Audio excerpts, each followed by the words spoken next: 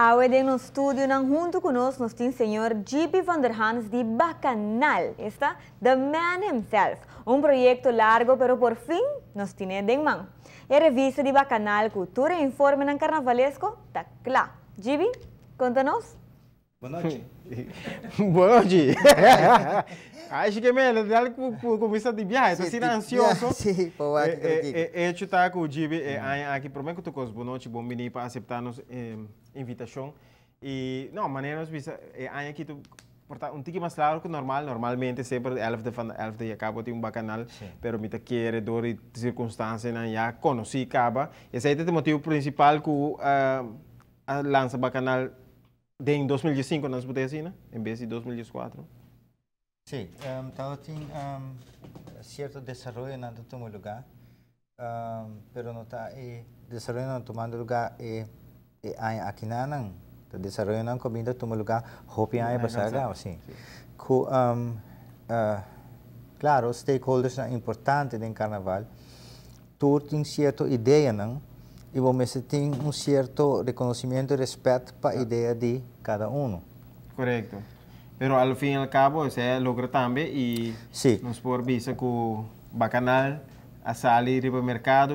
Hope gente está ansioso pe. Bacanal me será ter rato, paciência para sobre que o carnaval está no primeiro lugar. Correto. Mas tem atenção para carnaval está bem bom, se carnaval está bem bom, agora Bacanal para sair bom.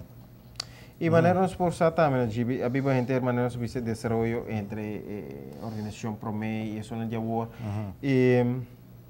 Bota querer que essa aqui está a melhor opção que tem caso que o Instituto de Cultura junto com o governo a forma para conseguir transcurso e desenvolvimento de nosso carnaval. Sim, bota visto que o Instituto de Cultura e governo, pero esse não bem cai de lá momento não bem cai em wega.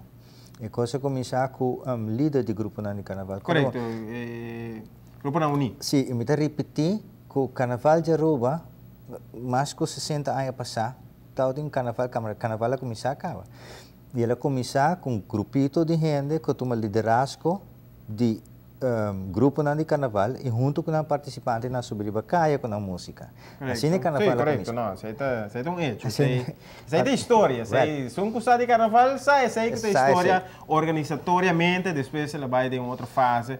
Pero para vir back para Bacanal, com etapa aqui e como você sente de quantas edições aqui está? Sim, depois que tudo coisa toma lugar e decisão de juiz cai dia 12 de dezembro, Correto.